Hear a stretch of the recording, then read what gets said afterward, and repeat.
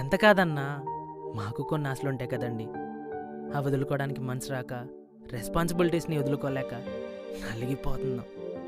ఈ ప్రాసెస్లో ఇది వస్తుంది, అది అర్థం చేసుకోకుండా కామెంట్స్ చేస్తారు. అయినా మనం పెళ్లి చేసుకోవాలనుకునే అమ్మాయి మనల్ని కామెంట్ చేస్తే ఆ బాధ ఎలా ఉంటుందో తెలుసా? అయినా మీకేం తెలుస్తుందిలేండి, అది అనుభవించేటోడికి అర్థమవుతుంది.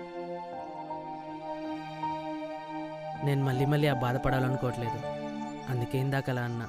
మీరేమన్నా ఫీల్ అయి ఉంటే సారీ. ఇప్పుడు కూడా అమ్మ చెప్పిందనే వచ్చా. ఈ సంబంధం సెట్ అవుతుందని కాదు, మిమ్మల్ని చూసాక 100% కన్ఫర్మ్ అయింది ఇది కూడా రిజెక్ట్ అని.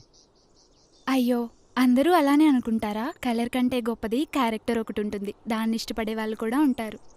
రియాలిటీకి దగ్గరగా ఉంటూ రెస్పాన్సిబుల్గా ఉండే భర్త దొరకడం అదృష్టం తెలుసా?